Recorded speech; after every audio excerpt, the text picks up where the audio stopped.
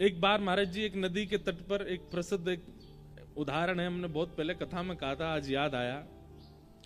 एक बार एक नदी के तट पर एक संत रहते थे, कुटिया बना के रहते थे, किसी से मिलते नहीं थे, अपनी साधना करते थे। तो एक व्यक्ति महाराज जी के पास नहीं आया था, उनकी कुटिया पे नहीं आया था, लेकिन वो अपने जीवन से इतना परेशान, थका हुआ, हारा हुआ नदी के तट पर रो रहा था। सोच रहा था प्राणों की बाजी लगा करके अपने प्राणों का त्याग कर दूं। तो उसके रुदन को जब महापुरुष ने भीतर कुटिया में सुना तो उनको लगा ये कौन रो रहा है। आते जाते नहीं थे बाहर, लेकिन एक व्यक्ति को रोता देख वो महापुरुष बाहर आ गए। बाहर आकर के उन्होंने देखा कि एक व्यक्ति रो रहा है और प्राण त्यागने की पूरी स्थिति बन चुकी है उसकी, नदी में डूब करके प्राण त्यागेगा। महाराज जी उसके पास दौड़े दौड़े गए, जाकर के बोले, हे भैया तुम रो क्यों रहे हो, क्या बात है।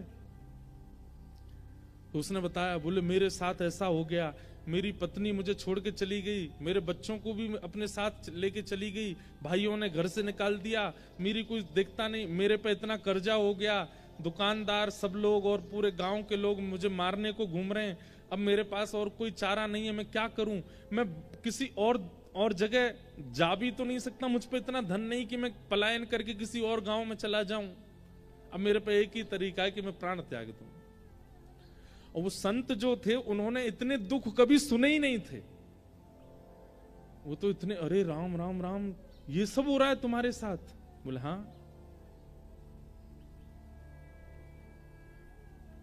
एक बात तो होती है कि जब सन्यास ग्रहण कर लेते हैं ना संत महापुरुष, उनको गृहस्थियों के दुख तो पता नहीं होते, और गृहस्थी इतने चतुर अपने दुख जा जा के बताते हैं उनको, हमारे साथ ऐसा चल रहा है, हमारे घर में ऐसा चल रहा है, हमारे जीवन में ऐसा चल रहा है। और बेचारे संत क्या करें, उन्होंने तो दुख देखा नहीं, तो वो कहते हैं सब ठीक हो जाएगा, हे ठाकुर जी इस पर कृपा करो, हे त्र्यंबकेश्वर भगवान इस पर, ये लो पुष्प ले जाओ, तुम घर में ये करो। वो बेचारे कुछ ना कुछ आशीर्वाद देते हैं।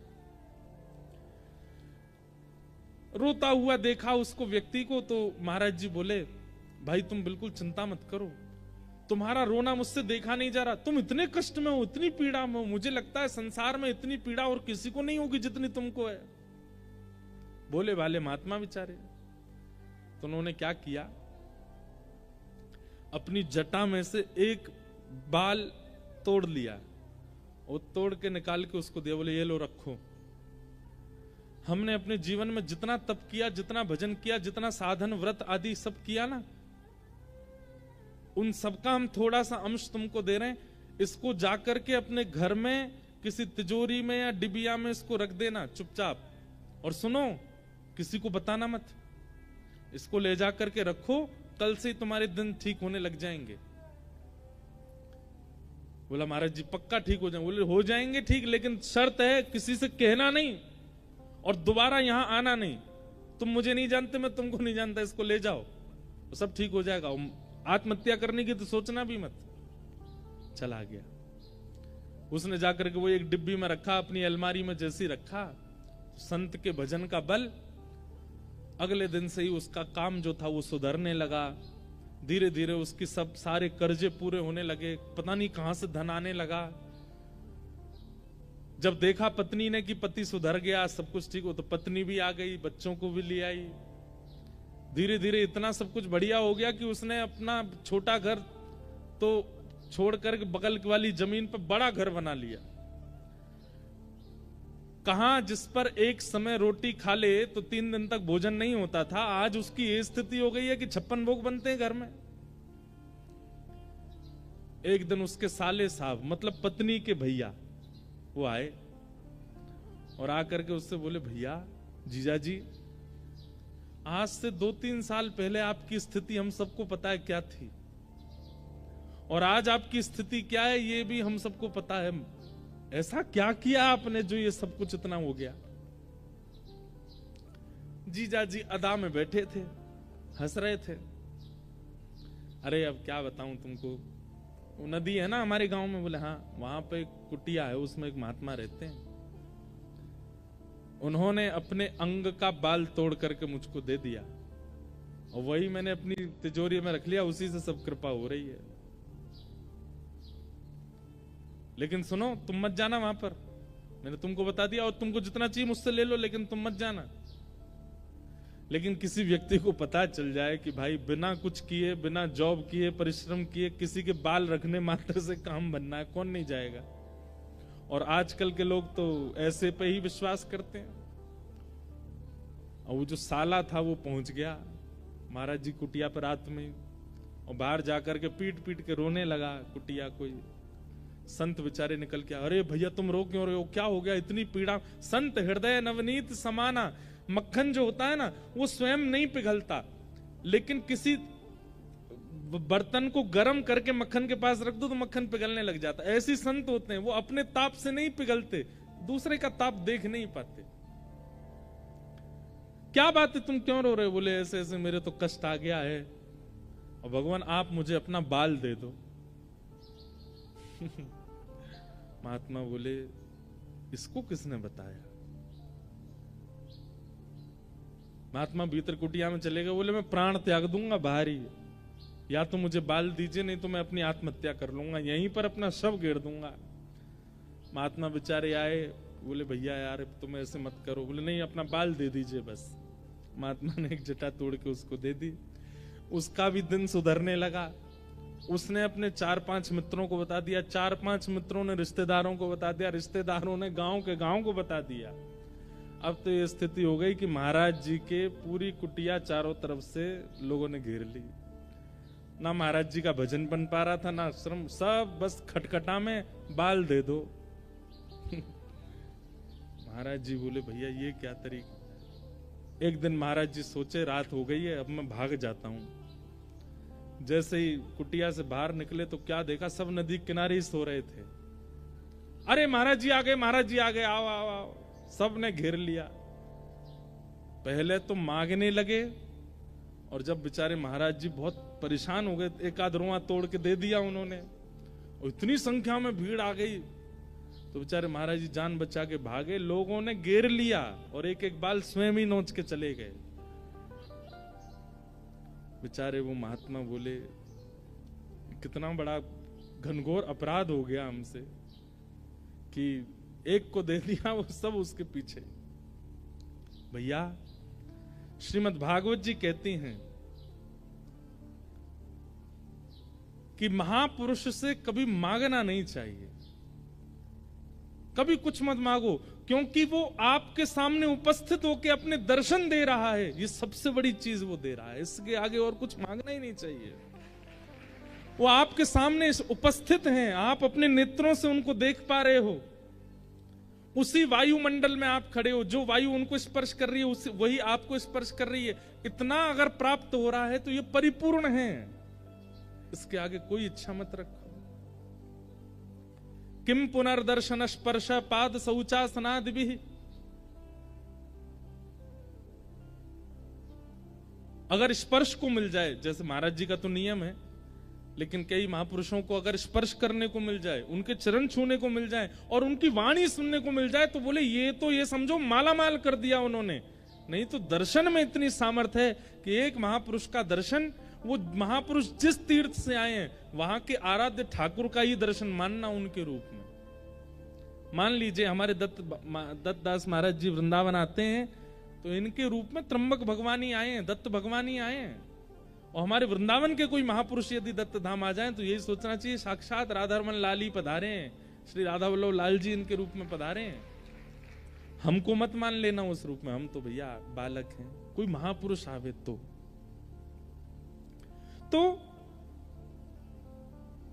जब अभावग्रस्त जीवन होता है ना, तो सबसे उम्मीद होती है कि हमें कुछ मिले।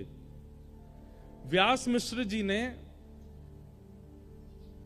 सब कुछ देखा जीवन में, लेकिन संतान नहीं थी। तो व्यास मिश्र जी के ही बड़े भैया थे नरसिंह आश्रम जी, वे सन्यास ग्रहण कर चुके थे और सन्यास आश्रम में रहते थे। एक दिन उनका आगमन देववन में हुआ तो व्यास मिश्र जी प्रणाम करने के लिए गए, तो अपने छोटे भाई को, पूर्व आश्रम के छोटे भाई को देख करके नरसिंह आश्रम जी बोले, कहो व्यास जी कैसे हो? ठीक है भैया, आपकी सब कृपा है। बोले तुम्हारे मुखमंडल से ऐसा लगता है कि तुम बहुत चिंता में हो, क्या बात है, बहुत पीड़ा में लग रहे हो? तो व्यास मिश्र जी बोले पीड़ा तो कुछ नहीं है, बस संतान नहीं है।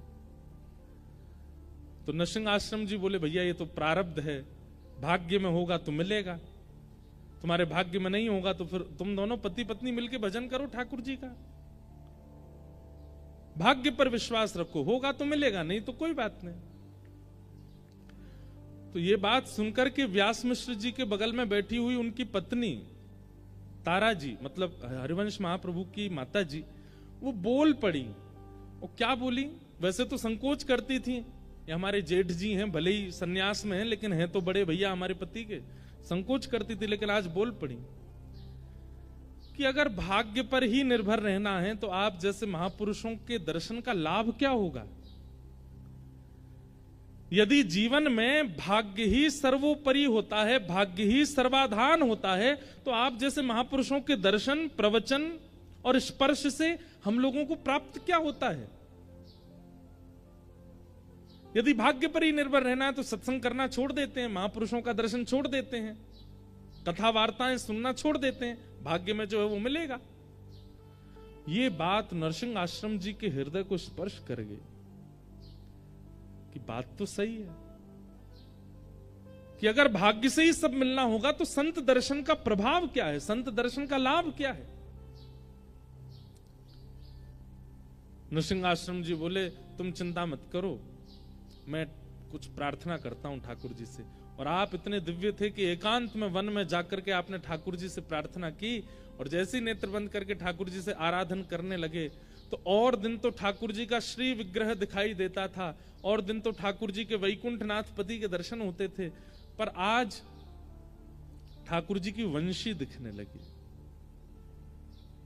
और तभी मानो जैसे ठाकुर जी ने आज्ञा की हो कि हमारे प्रेम रस के उत्थान के लिए हमारी वंशी ही अवतार ग्रहण करेगी, और वह अवतार आपके छोटे भाई व्यास मिश्र के यहां ही पुत्र रूप धारण करके आएंगे, आप आज्ञा कर दो। नरसिंह आश्रम जी लौट करके आए और आकर के व्यास मिश्र जी से कहा आप चिंता मत करो, ठाकुर जी ने मुझे आश्वासन किया है कि आपके घर भगवत भक्ति का प्रचार करने वाले एक बालक का जन्म होगा। अब बस प्रतीक्षा करो उस शुभ घड़ी की कि कब वह अनुग्रह होगा। और वह घड़ी आई कि तारा मैया के कुक्षी में एक बालक आ गए। अच्छा, अब इसका इतना सुंदर अनुभव बताते हैं व्यास जी के हमारे हरिराम श्री हितरवंश महाप्रभु जी की वाणी में कि तारा मैया अभी तक वृंदावन नहीं गई थी, आज तक उन्होंने वृंदावन नहीं देखा था, लेकिन हरिवंश महाप्रभु जैसे ही गर्भ में आए तो रात्रि को मैया जैसे सोती हैं तो जैसे स्वप्न आते हैं ना लोगों को, उनको स्वप्न में यमुना जी का दर्शन होता था, स्वप्न में गिरिराज जी का दर्शन होता था, स्वप्न में लता गुल्म पत्रों का दर्शन होता था, स्वप्न में सघन कुंजों का दर्शन होता था, स्वप्न में कभी वीणा सुनाई देती थी, कभी मुरली सुनाई देती थी, कभी कभी मानो जैसे असंख्य गोपियां नृत्य कर रही हैं, गोपियों का मुख नहीं दिख रहा है, गोपियों के वस्त्र नहीं दिख रहे हैं, पर उनके नूपुरों की आवाज आती थी। कभी कभी रात्रि स्वप्न में अचानक से मोगरे की सुगंधी, गुलाब की सुगंधी, चंदन की सुगंधी आने लगती थी।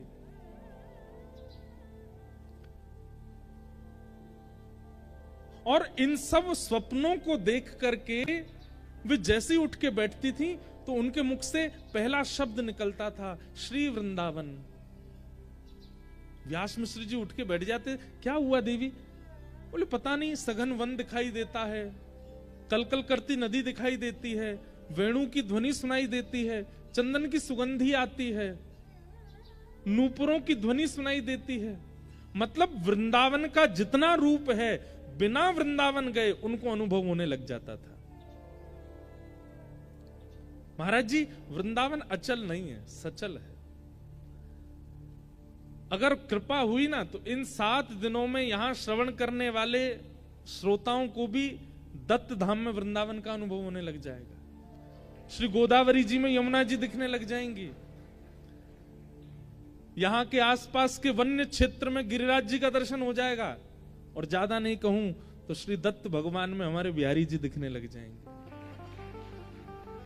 अगर वृंदावन पूर्ण रूपेण आपके चित्त में वायु से, प्रकाश से, वाणी से प्रविष्ट हो गया, तो आप जहां बैठे हो वहीं वृंदावन प्रकट होने लग जाएगा। वृंदावन अचल कोई स्थान नहीं है, सचल है वृंदावन।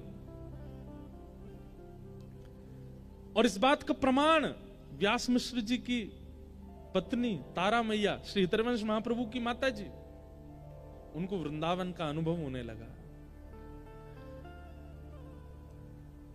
और इसका प्रमाण आप कहेंगे कि इतनी प्राचीन कथा सुना रहे हो महाराज जी, अब किसी को नहीं हुआ होगा। अरे अभी कुछ वर्षों पूर्व इस भारत भूमि को सौभाग्य प्राप्त हुआ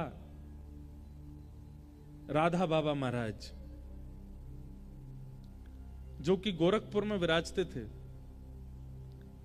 गीता प्रेस की स्थापना करने वाले पूज्य श्री भाई जी और श्री राधा बाबा महाराज दोनों एक दूसरे के संग विराजते थे गोरखपुर में।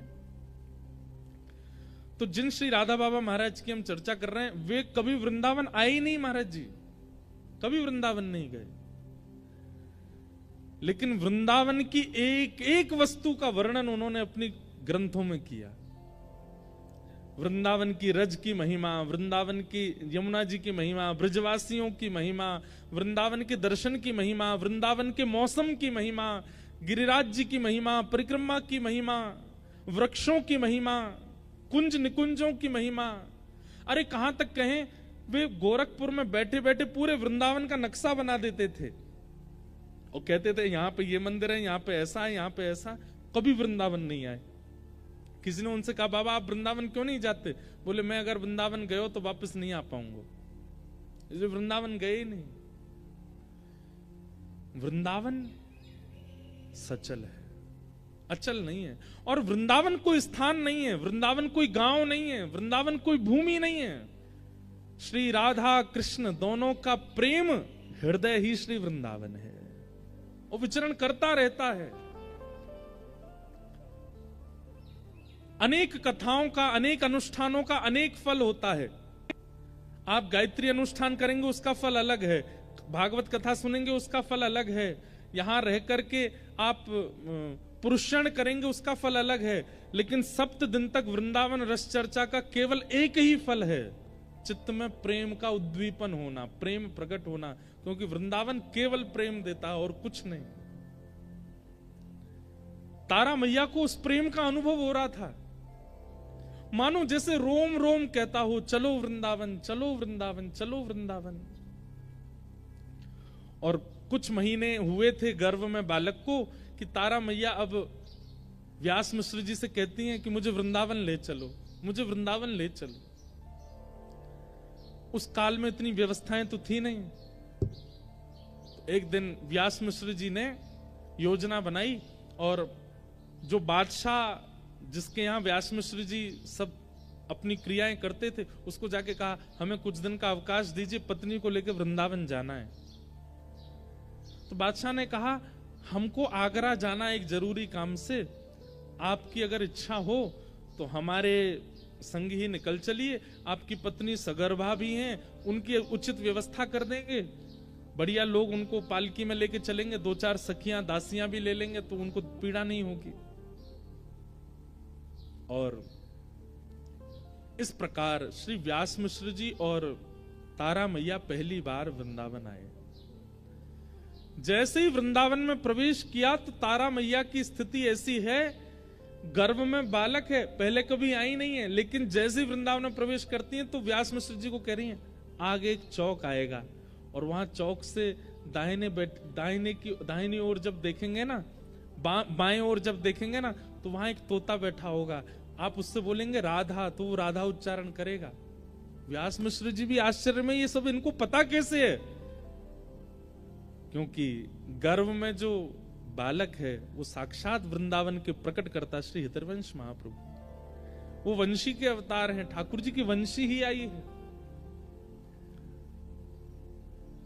वो जैसे जैसे पहले से बताने लग जाती हैं, यमुना जी का वर्ण कैसा है, यमुना जी की वायु कैसी है, यमुना जी की सुगंधी कैसी, पहले से ही बता देते हैं।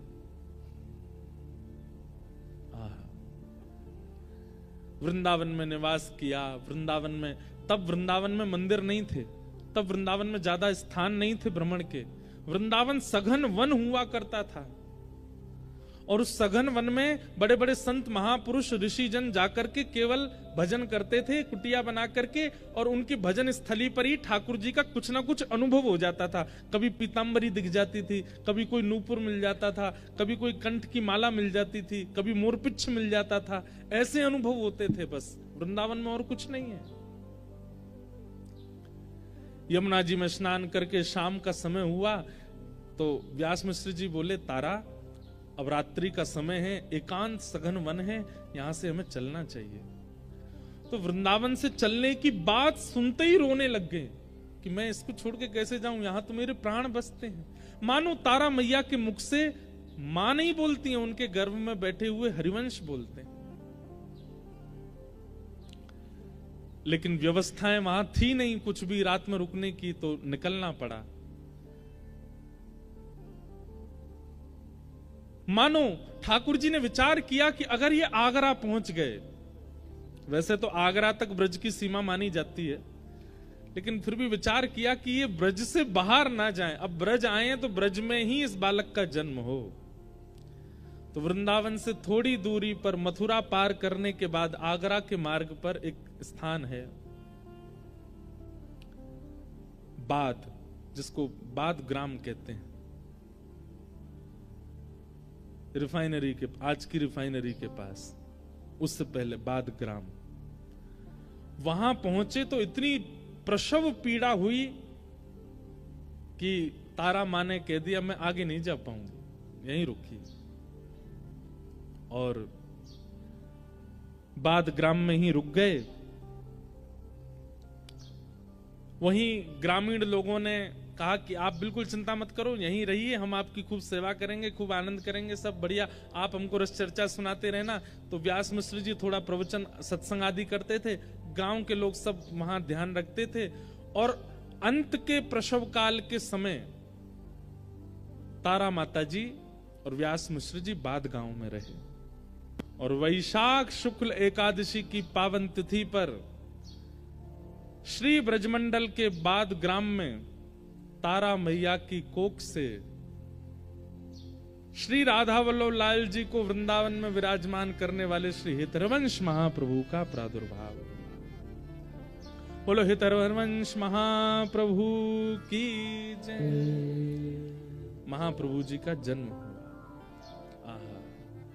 पूरे ब्रजमंडल में ऐसी आनंद की उमंग हो गई, मानो पता नहीं कैसे गांव के लोगों को इतना उत्साह होने लगा, सब उत्सव मनाने लगे, सबको ऐसा उत्सव जैसा होने लगा जैसे ठाकुर जी के प्रादुर्भाव पर उत्सव हुआ, वैसा उत्सव होने लगा।